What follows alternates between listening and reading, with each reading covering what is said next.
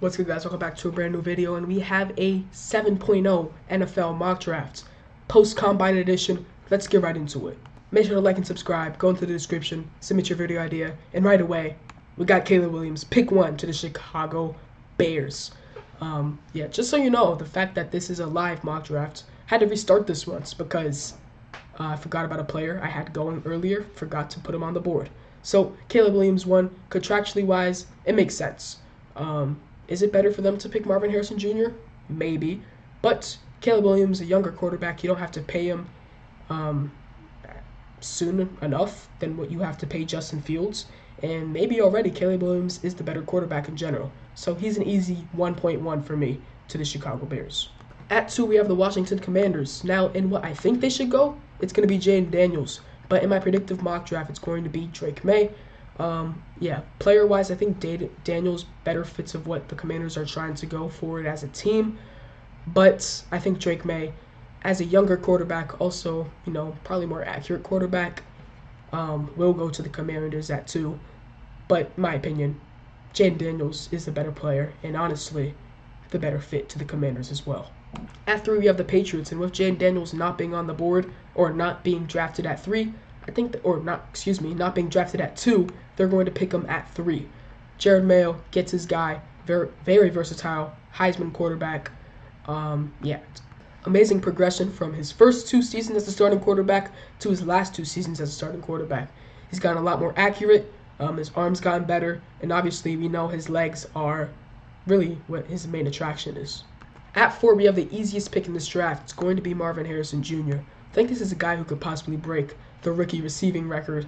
If you look at the team right now, it's really him. Then you got Marquise Brown and Rondale Moore. Overall, I guess I probably shouldn't leave out Michael Wilson, but overall, Marvin Harrison Jr. is the very legitimate wide receiver 1 on that team. I think we could see a very good connection between Kyler Murray and Marvin Harrison Jr. right away. At pick 5, this is going to be my first pretty big change. It's going to be This is going to be Joe Alt to the Chargers at 5. Apparently, that the Chargers were closely examining the likes of Joe Alt and other offensive tackle prospects at this draft, which kind of sways me away from going my usual Brock Bowers. We know Jim Harbaugh loves his offensive tackles, and I think that will continue with them picking the best tackle in this class in Joe Alt. At 6, we have the Giants, and this is going to be a wide receiver. I'm going to have them go Malik Nabers. Now, the Giants as an offensive system probably don't favor wide receivers so much, where you might not see Malik Nabers go for 1,100, 1,200 yards as a rookie. That's just because of how they run their offense. Like if Nabers goes 4 to the Cardinals, I could see him put up 1,300 yards versus 6 to the Giants. I could see him put up 800 yards. That doesn't change his value though. Overall, I think he'll come in right away, be a very solid piece to join that offense. Hopefully the young tandem, or I guess 3, I don't know how to really put that, of Malik Nabers, Wan'Dale Robinson, and Jalen Hyatt can be good for the Giants going forward. Good value at 6 for the Giants. At 7, we have the Titans. I usually have them go offensive tackle here in Joe Alt. That could change, possibly going Brock Bowers or receiver right here, maybe Rome Odunze or Brian Thomas Jr., but I'm going to say offensive tackle. I'm going to have them go Olu Fashanu here at 7. In my opinion, Olu Fashanu has the highest ceiling of any offensive tackle in this draft class. Highest floor, though, I would give to Joe Alt, but ceiling-wise, I think Olu Fashanu can possibly end up being a top 3 offensive tackle in this league. While it might not be the player they want at 7 in Joe Alt, you can't go wrong with Olu Fashanu at all. At 8, we have another big change to my mock draft. Instead of going our usual edge here in Dallas Turner, we're going to go quarterback here. It's going to be JJ McCarthy out of Michigan. Apparently, I know I said it again, but that's really all you could say at this point. Teams really like JJ McCarthy going into the top 10. I think the highest I can see him go is 5 if a team decides to trade up for him with the Chargers, because they are a team that are looking to possibly trade down. But yeah, McCarthy looking to be a first-round quarterback. Do I think he deserves to be a first-round quarterback? Not really. But it's time to practice what I preach in terms of quarterbacks in this draft class, or in drafts in general, will go as high as teams need them to go.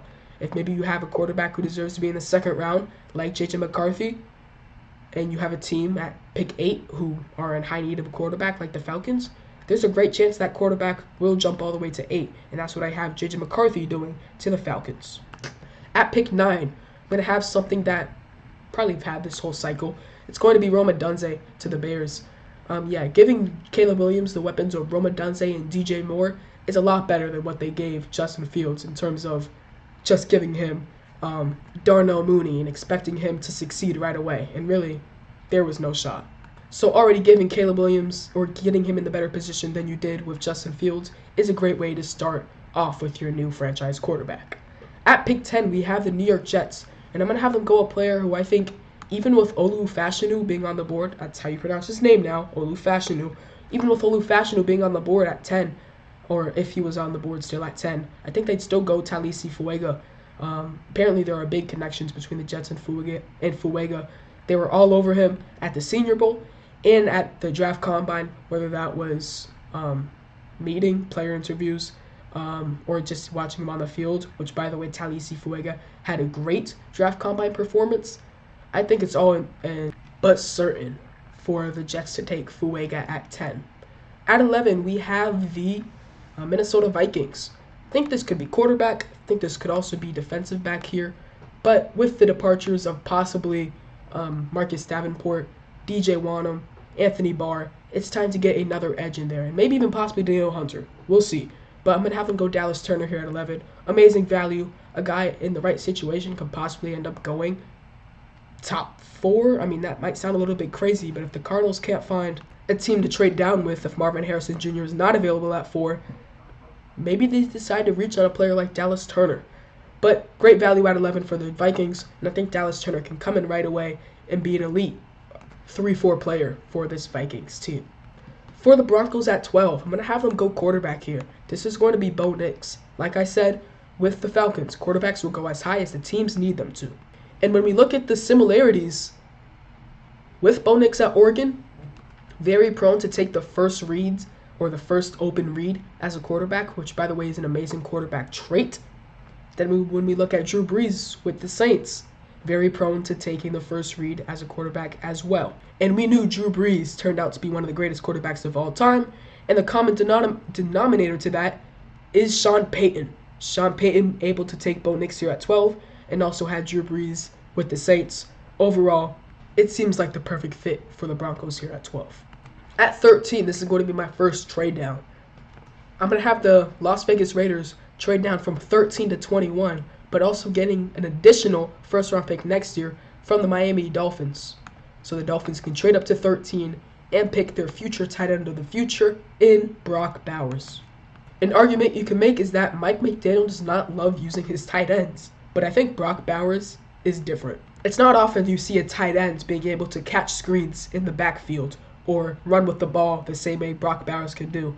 At the end of the day, Brock Bowers is a generational tight end prospect, and it really just puts in another wrinkle into this Dolphins offense. At 14, we have the Saints. Sorry if I'm still sounding a little bit sick, but that's why I've been posting it a little bit. I'm going to have them go.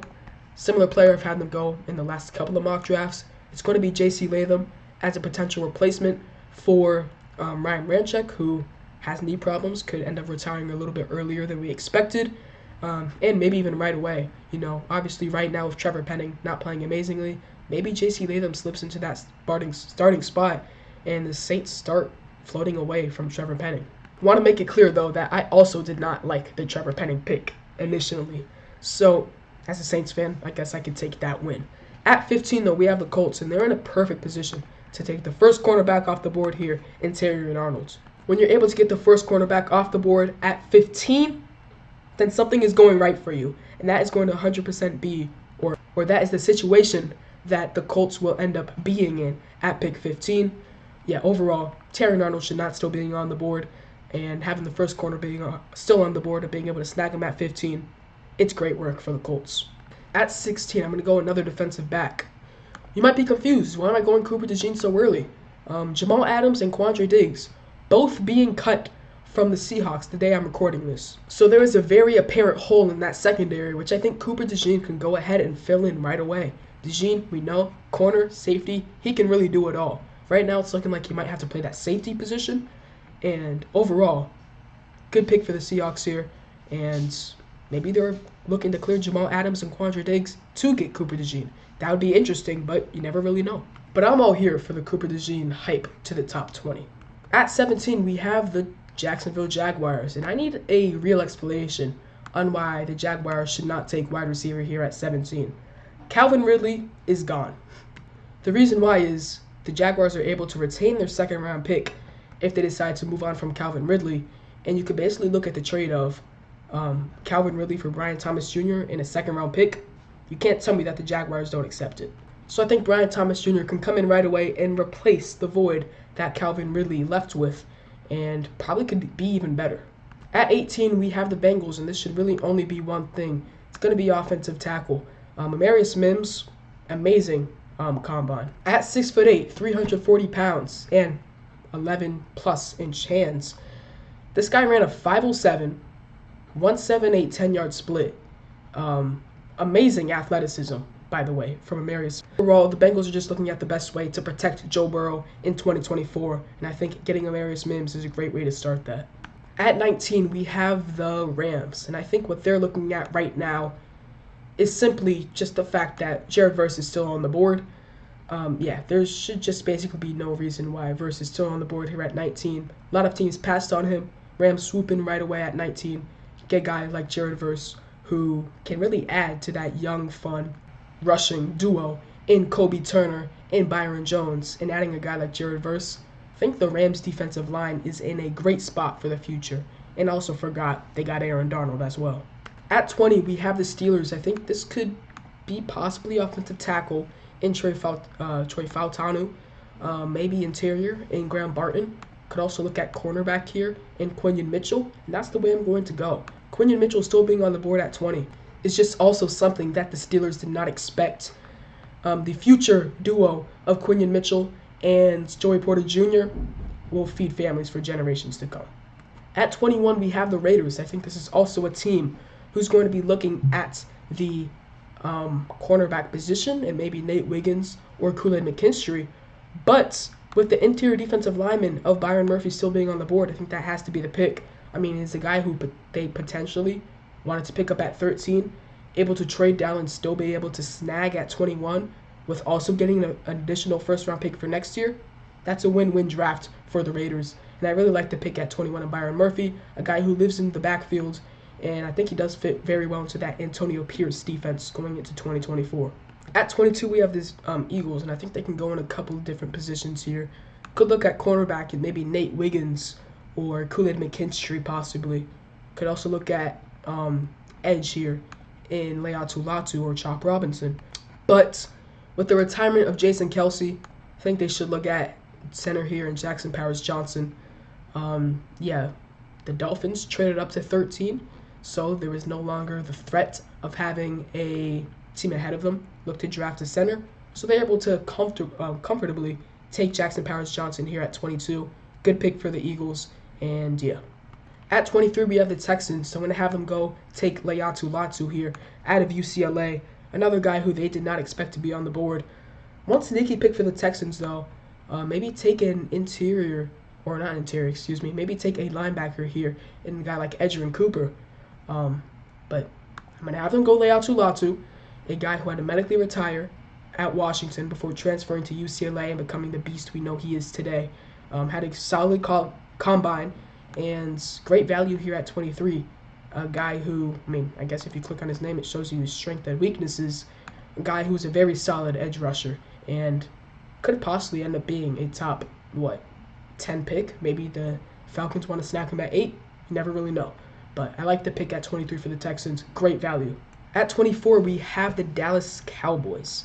And I think immediately their number one need is probably going to be tackle to replace the likes of Tyron Smith. Tyron Smith. Could look at Troy Fautanu, maybe even Tyler Guyton, or a guy a little bit lower on this draft board, Suamataia or Jordan Morgan. Could also look at interior guys like Graham Barton. Maybe even possibly look at our running back maybe in Jonathan Brooks, or maybe even Trey Benson. But I am going to have them go. kind of torn. You know what? I'm going to go Troy Fautanu here out of Washington. If they need to plug and play him at the tackle position, then they can do it. But if they also need him to slide him into guard, we know Fautanu can do that as well. Don't know where he'll be playing in the NFL. It's either going to be guard or tackle. Looks like Pro Football Network projects him to be a guard at the next level, despite him being listed as a tackle. So that's pretty interesting. But 24 to the Cowboys, it's good value, and could possibly replace Tyron Smith for the future.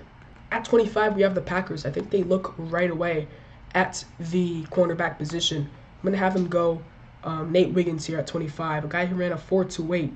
But the reason I have him dropping a little bit, 173 pounds and only 6'1", which is a lot shorter than the 6'3" we expected him to come out with. But with all that being said, the on-field production speaks for itself. Not a great tackler, but yeah, amazing fast guy. 6'1" still, good height for a cornerback. And Nate Wiggins, we know, is a complete hustle player out of Clemson. And I think if Clemson had a better year overall, a lot of people would know the name of Nate Wiggins than they do right now. So I like him at 25 to the Packers. I think this is most likely where he's going to be going around in the drafts, possibly after the 20th pick. No longer see him as my cornerback one. At 26, we have the Buccaneers. No longer am I going to be looking at the wide receiver position because they were able to retain the rights of Mike Evans. Could look at edge here, possibly, in Chop Robinson. Could look at interior offensive lineman and maybe a Graham Barton. I think I'm going to have him go edge here. It's going to be Chop Robinson here out of Penn State.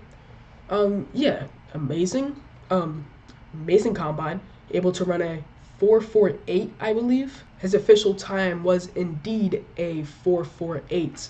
Yeah, a lot faster than what we expected out of Chop Robinson. Some people view him as a raw project type player. They also said that about Greg Rousseau, and we saw how Greg Rousseau came in right away for the Bills as an elite edge. And I think Chop Robinson can do the same thing for the Buccaneers here at 26. At 27, we have the Cardinals, and I'm going to have them take Kool-Aid McKinstry here out of Alabama. Able to take their wide receiver of the future and able to take their cornerback too. Kool-Aid McKinstry could possibly be the first cornerback off the board, and they're able to take him at 27. I like the pick for the Cardinals a lot. I think Kool-Aid McKinstry, some people say he might take some reps off, but at his best, I think Kool-Aid McKinstry is arguably the best cornerback in this draft class. At 28, we have the Bills, and I'm going to have them go ahead and take wide receiver. With Gabe Davis leaving, it's time to find him a replacement. Yeah, between Keon Coleman, A.D. Mitchell, and Xavier Worthy, I'm going to have them go Keon Coleman here at 28. Yeah, I think giving Josh Allen a bigger body to throw to, a guy who can high point the ball like Keon Coleman, this could be scary for next season. Coleman did run in the 4.6s during the combine. That's not amazing, but the on-field production shows that he's going to be a great football or a great NFL player. We already know he's a great football player. And the fact that he's able to run a 4.6 during the combine, but also saw him take back punts at Florida State, kind of tells me he did not run up to his highest potential. But that's just me. 28 to the Bills, I have Keon Coleman. At 29, I'm going to have the Detroit Lions selecting a cornerback here. It's going to be Ennis Rakestraw out of Missouri. I've mocked this, I think, for my last 2 official mock drafts. I think Ennis Rakestraw and the Dan Campbell combo is going to be extremely scary. Rakestraw, in my opinion, definitely an underrated prospect. And yeah, out of Missouri, I mean, honestly, I think there is a good chance that we could view this guy as the best cornerback coming out of this draft class in year 2 or year 3. I think he's that good. At 30 for the Ravens, I could look at wide receiver here and maybe A.D. Mitchell or Xavier Worthy. I could also look at interior defensive lineman. I think that is where I'm going to be headed. It's going to be Johnny Newton out of Illinois. Yeah, should be no reason he goes at pick 30, but we have seen the drop of stock a little bit from him, and the Ravens are able to snag a great player to pair next to Travis Jones for their future in Johnny Newton. At 31, we have the 49ers. I think we could see them take tackle here possibly, and maybe Tyler Guyton. Could also see them take interior offensive lineman and Graham Barton. You know, Tyler Guyton can learn from another Oklahoma guy in Trent Williams, and I think that is where I'm going to be going in this draft. Tyler Guyton out of Oklahoma going 31 to the 49ers. Yeah, imagine Tyler Guyton learning under Trent Williams. that has the potential to be extremely scary. Two Oklahoma guys just seems like the right fit. I like Taylor Guyton, and I think 31 to the 49ers is fair. And finally, at 32, we have the Chiefs. Now, despite running the 4-2-1 40-yard dash, I'm not going to have Xavier Worthy go into my first round. With the last pick of this mock draft, I'm going to have the Chiefs take A.D. Mitchell out of Texas. In my opinion, A.D. Mitchell deserves to be a first-round guy, and I think we could see him go as high at 17 if there's a guy like Brian Thomas Jr. going off the board earlier. But have him slipping to 32. Amazing value for the Chiefs. Also, by the way, Patrick Mahomes to A.D. Mitchell is going to be an extremely fun connection. And the future wide receiver duo of A.D. Mitchell and Rashee Rice has great potential. And I think this is going to make the Chiefs offense even scarier from what they were at last year. Thanks for watching this video. Yeah, I like this mock draft, honestly. Had a couple of quarterbacks go. We had 5 quarterbacks in all. 1, 2, 3, 8, and 12. Some guys I think that maybe jumped up the board a little bit or maybe fell down the board a little bit. Joe Alt, this is the highest I've ever had him go. J.J. McCarthy, obviously. Other than that, Bo Nix as well. Brock Bowers falling to 13 is definitely notable. Cooper DeJean at 16, higher than I usually have him. Brian Thomas Jr., same thing at 17. Other than that, I mean, it looks pretty fine. I think overall, not having Xavier Worthy in the first round might upset some people, but at the end of the day, we have to realize 40-yard dash isn't everything. And I think at the end of the day, I said the end of the day twice, but overall, A.D. Mitchell brings more on the field than what I think Xavier Worthy does. Thanks for watching this video, and yeah, see you next time. Peace.